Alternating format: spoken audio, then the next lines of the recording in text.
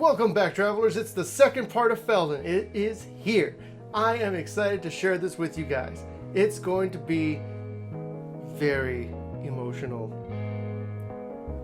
Very fun. He found the hedge wizard near the wreckage that had been Serinth, one of the great cities that had resisted Mishra and was destroyed for its sin. Most of the great forest of that land had been later lumbered, and its mountains stripped to feed the war machines of the brothers' battles. Now it was a barren landscape, its soil runneled and ravined by eternal rain. What forests that survived were overrun by a tangle of briars and young trees. In one of those briar-choked shambles, Feldon found a hermit.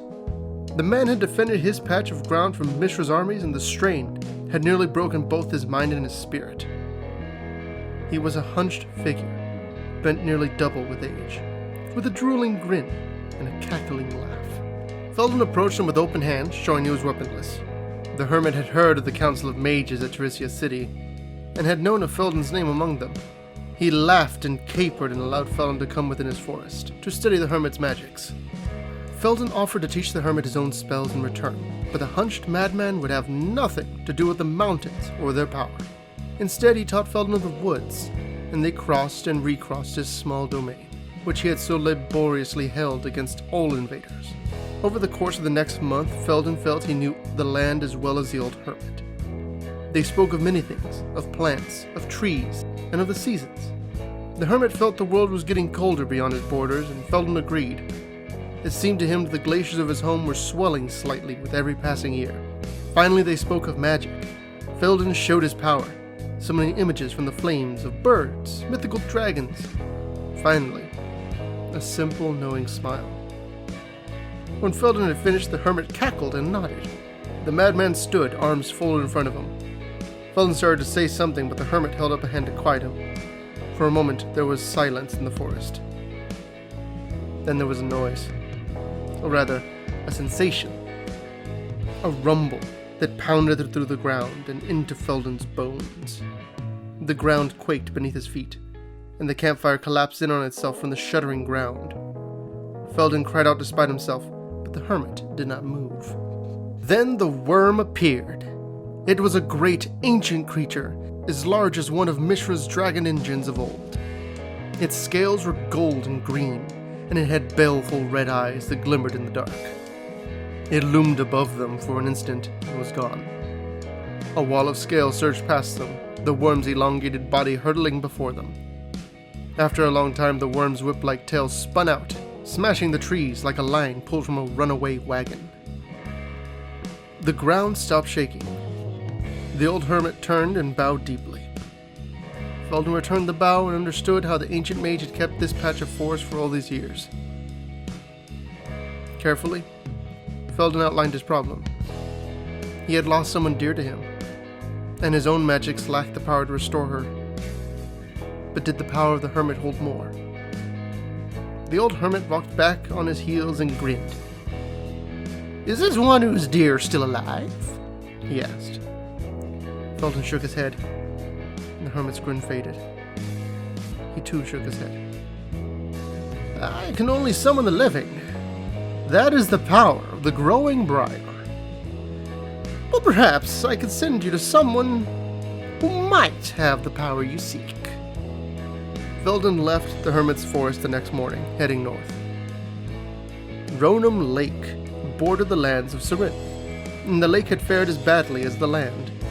Where once there were expanses of white beach, now only leprous gray moss flourished, and the lake itself was little more than wide expanses of stagnant, oily water, broken by pungent algae blooms and greasy shades of green and red.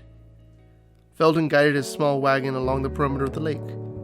The hermit said he would recognize the signs when he reached the domain of the sorceress who ruled part of the shore. Indeed he did. The gray moss began to fade, and at last retreated fully, leaving only a cascade of white sand as pure as any Feldon had seen.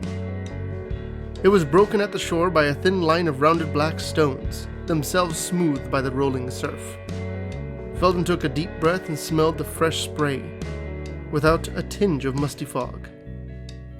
He found her at the foot of a crystalline waterfall, in a small pavilion that seemed to be spun from golden threads. She was taller than he, dressed in a shimmering robe that looked like a translucent rainbow. She granted him an audience as muscular servants brought a simple meal of cheese and dried apples. The provender seemed insufficient for such opulent surroundings, but Feldon said nothing and accepted the sorceress's hospitality. She asked him his quest, and he told her he sought to regain a love that had been lost. She nodded, and a tight smile appeared on her face. "Such matches have a price," she said. Feldon bowed his head and asked her to name the price. "Stories," she said. "You must tell me the stories of Loran, so I may better grant your wish." Slowly, Feldon began to tell the tale. He recounted what he knew of Loran from her own tales, and her journals, of her life in the Far East, in the distant land of Argive, of her early life with the brothers, and how she eventually rejected their war to seek another path. He spoke of how she came to Teresia City and joined a band of scholars looking for that path. Scholars that included Feldon. He stumbled a few times, but the sorceress said nothing.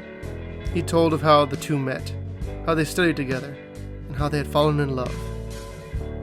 He explained how they had separated when Mishra attacked their city and what had happened to Loran at Ashnod's hands. She seemed to heal slowly in their time together before spiraling downward into her eventual death. As he spoke, he halted fewer times, and his mind was alive with her memory. He recalled her black hair, her lithe figure, her touch, her smile. Always that knowing smile. He spoke of how she had died, and what he had done afterward. He recounted his construction of the automaton and his trip to the hermit, and now his visit to her. As he spoke, he forgot the sorceress was there. Loran was alive for him.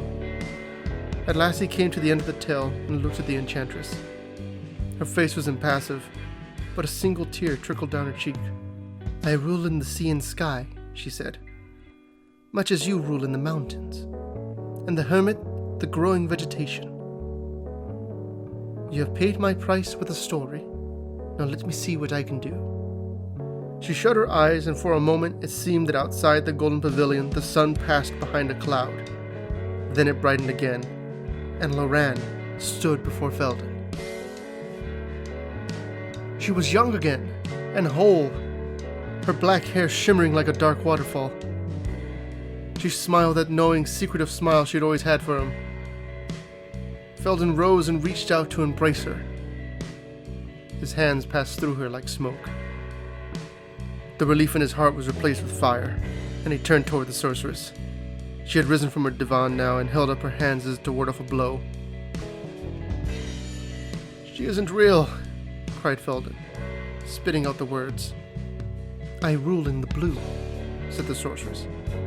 "And blue is the stuff of air and water, of mind and imagination.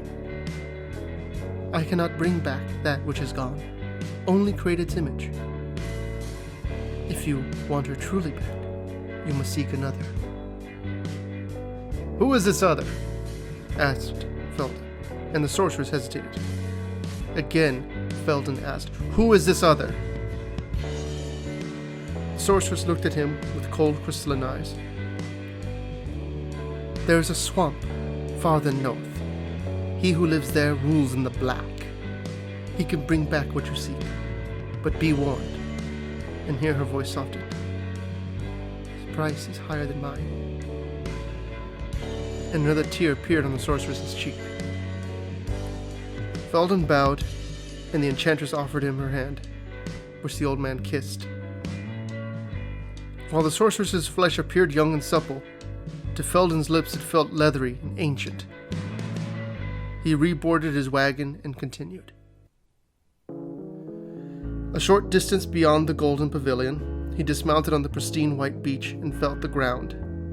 It looked like pure white sand, but felt like rocks covered with grassy moss. Feldon gave an understanding grunt and set out for the swamp.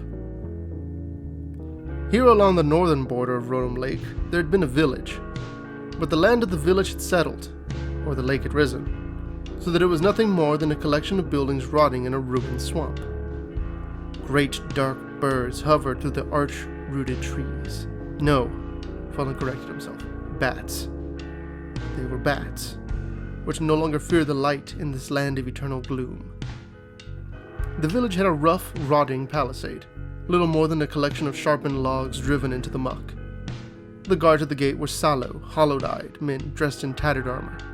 They threatened Feldon with capture, but he summoned fire in a great wall between him and them. After the guards stepped back from the flames and after a quick consultation with each other, they chose to escort Feldon to their master.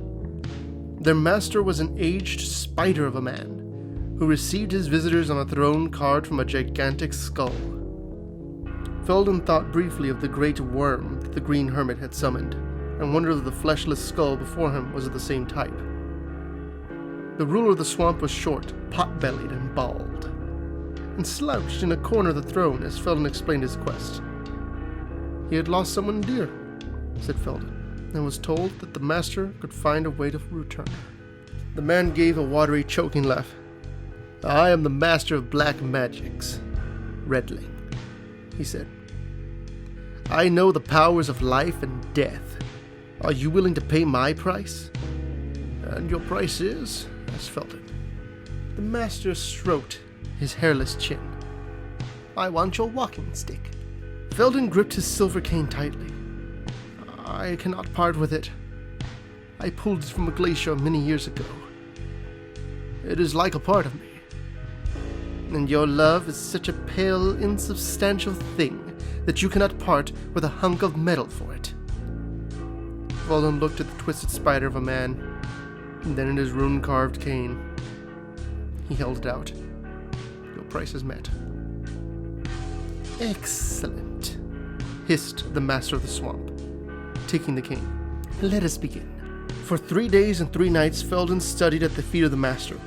He memorized the marshes around the village and felt the thick, viscous pool of the land in his mind. It was very different than the cold, clear mountains that he normally used. It left him feeling soiled and unclean. At the end of the 3rd day, the hollow-eyed guards escorted Feldon to a small windowless hut at the edge of the village, just within the walls of the palisade. Here, Feldon worked the spell that the master of the swamp gave him. In the light of a single tallow candle, Feldon cleared his mind and meditated. Normally, he would think of the mountains, but now he thought of the bogs around him. He felt their watery pool, sucking him down, embracing him with their power. He spoke the words of the spell and called forth Loran. The candle flickered for a moment, scattering Feldon's shadow behind him on the wall. Far above him, the wind coursed through the mangrove branches and sounded as if the lake itself had built a great wave to swallow the village.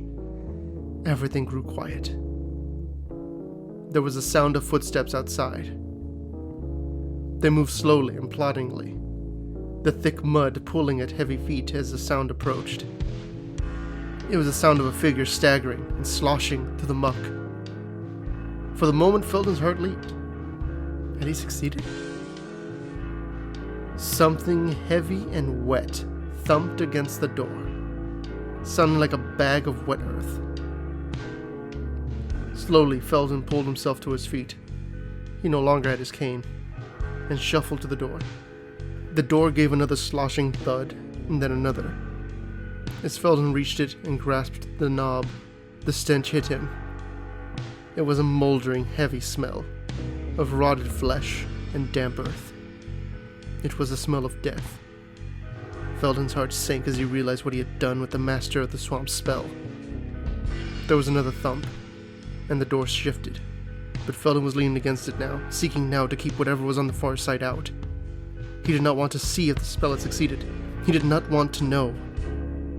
There was another thud, and a gurgling cry that sounded like sloshing water. Feldon's heart shattered as he reached inside himself and willed the spell to end, to send whatever was beyond the door back where it had come from. The smell of death was gone, and with it the sounds. Feldon stayed pressed against the door, holding it shut with all his might, until morning. When morning came, he slowly opened the door. There were no footprints in the muck outside the door. Indeed, the entire village had been abandoned. There were no hollow-eyed guards, no master of the swamp. Nothing called his name in a gurgling voice like sloshing water. Feldon staggered to his wagon, pausing only to use a piece of black driftwood as a makeshift walking stick. He did not look back. In time, as he traveled, the ground began to rise and dry. He had circumnavigated the lake now, and all that was left was to return home. He dreaded that, for fear of what he would find in the garden. Yeah, so Feldon's definitely a little bit worse for wear, I'd say, but there is still the final part. It's coming up next week. Subscribe so that you actually see it. Leave a like here so that I know that I'm doing a good job, and leave a comment telling me what stories you'd like me to cover in the future. Until then, travel well.